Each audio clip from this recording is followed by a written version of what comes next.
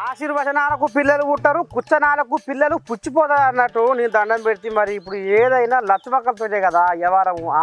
ఇక మరి లచ్చమక్కల నాట తెలంగాణ సీఎం రేవంత్ అయ్యే ఢిల్లీ గాదే నింపుతుండట.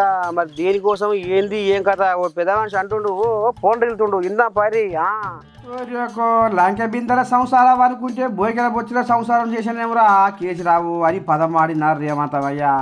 ఇక ఇప్పుడు సర్కారు ఆమ్దానిని ఢిల్లీకి ముడుపులు చెల్లిస్తున్నాడన్నుల్లా. ఆ స్టేషన్లో అడ్జెడు జల్లుడ మీరు అన్నట్టు ఇగో కేడిరాములు గీ తతంగం అందుకుంటున్నా. రాములన్నా ఇక కానీ నీ కొల్లపురం ఓదికు ఇసుక దందా, ఓదికు రైస్ మిల్లర్లను పిలిచి బెదిరించుడు, ఓదికు క్రషర్లను పిలిచి బెదిరించుడు, ఓదికు బిల్డర్లను పిలిచి బెదిరించుడు. మాకు పార్లమెంట్ ఎన్నికలకు పైసలు కావాలి, ఢిల్లీకి కప్పం కట్టాలి అని 2000 కోట్లు ఇప్పటికే మెల్లగా జమ చేసుడు. ఆ జమ చేసుడు బయటికి రాకుండా ఏం చేయాలి? ఇగో ఫోన్ ట్యాపింగ్ అవుతుంది, ఇగో ఈ స్కామ్ అవుతుంది, గొర్రెల స్కామ్ అవుతుంది, బర్రెల స్కామ్ అవుతుంది అని టీవీలలో తిప్పాలి, మన నెత్తులని ఖరాబ్ చేయాలి. అసలు కథ ఏంది? కిందనేమో ఓదికు ఇసుక స్కామ్లో ఒక మంత్రి దొరుకుతారు, ఇంకో దగ్గర రైస్ మిల్లర్లు ఇంకో మంత్రి బెదిరిస్తాడు, ఇంకో దగ్గర క్రషర్ల మీద దాడులు చేసుకుంటా అక్కడ పైసలు వసూలు చేస్తారు, ఇక్కడ బిల్డర్ల మీద దాడులు చేసుకుంటా ఇక్కడ పైసలు వసూలు చేస్తారు. నేను అడుగుతున్నా రేవంత్ రెడ్డి, హైదరాబాద్ పరిధిలో ఇలా నువ్వే మున్సిపల్ మంత్రివి, నేను ఇదివరకు మొన్నటిదాకా నేను డిసెంబర్ దాకా నేను మంత్రిగా ఉంటి కాబట్టి నాకు తెలుసు, డిపార్ట్మెంట్లో ఏం జరుగుతుందో నాకు కూడా తెలుసు. ఇవాళ నేను అడుగుతున్నా, గత 3 నెలలుగా హైదరాబాద్లో బిల్డింగ్ పర్మిషన్లు ఎందుకు వస్తలేవు? ఏ కారణం చేత బంద్ పెట్టినావు? బిల్డర్లను పిలిచి బెదిరించి మీరు పైసలు కడితేనే పర్మిషన్ ఇస్తా అంటున్నమాట వాస్తవం కాదా? ఢిల్లీకి 2500 కోట్లు నువ్వు సామంతరాజు కాబట్టి ఢిల్లీకి కప్పం కట్టాలి కాబట్టి ఇవాళ అక్కడ 2500 కోట్లు జమ చేసి కట్టినమాట వాస్తవం కాదా? ఇవి దోపిడి సొమ్ము కాదా? బాగుంది పో మీ కథ.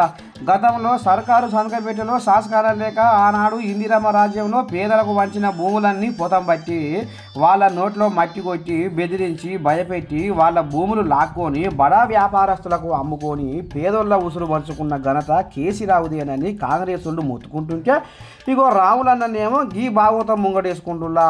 ఇక ఎవరు సొక్కం పుసలో మరి రేపు అర్థమవుతుందని ఈ నోట ఆ నోట గుసగుస పెట్టుకుంటున్నాడు. చూడాలి మరి. ఓదికు ఇసుక దందా, ఓదికు రైస్ మిల్లర్లను పిలిచి బెదిరించుడు, ఓదికు క్రషర్లను పిలిచి బెదిరించుడు, ఓదికు బిల్డర్లను పిలిచి బెదిరించుడు. మాకు పార్లమెంట్ ఎన్నికలకు పైసలు కావాలి, ఢిల్లీకి కప్పం కట్టాలి అని 2000 కోట్లు ఇప్పటికే మెల్లగా జమ చేసుడు. ఆ జమ చేసుడు బయటికి రాకుండా ఏం చేయాలి? ఇగో ఫోన్ ట్యాపింగ్ అవుతుంది, ఇగో ఈ స్కామ్ అవుతుంది, గొర్రెల స్కామ్ అవుతుంది, బర్రెల స్కామ్ అవుతుంది అని టీవీలలో తిప్పాలి, మన నెత్తులని ఖరాబ్ చేయాలి. అసలు కథ ఏంది?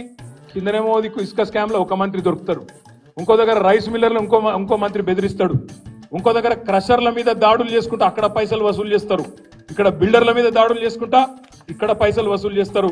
నేను అడుగుతున్నా రేవంత్ రెడ్డి, హైదరాబాద్ పరిధిలో ఇలా నువ్వే మున్సిపల్ మంత్రివి, నేను ఇదివరకు మొన్నటిదాకా నేను డిసెంబర్ దాకా నేను మంత్రిగా ఉంటి కాబట్టి నాకు తెలుసు, డిపార్ట్మెంట్లో ఏం జరుగుతుందో నాకు కూడా తెలుసు. ఇవాళ నేను అడుగుతున్నా, గత 3 నెలలుగా హైదరాబాద్లో బిల్డింగ్ పర్మిషన్లు ఎందుకు వస్తలేవు? ఏ కారణం చేత బంద్ పెట్టినావు? బిల్డర్లను పిలిచి బెదిరించి మీరు పైసలు కడితేనే పర్మిషన్ ఇస్తా అంటున్నమాట వాస్తవం కాదా? ఢిల్లీకి 2500 కోట్లు నువ్వు సామంతరాజు కాబట్టి ఢిల్లీకి కప్పం కట్టాలి కాబట్టి ఇవాళ అక్కడ 2500 కోట్లు జమ చేసి కట్టినమాట వాస్తవం కాదా? ఇవి దోపిడి సొమ్ము కాదా?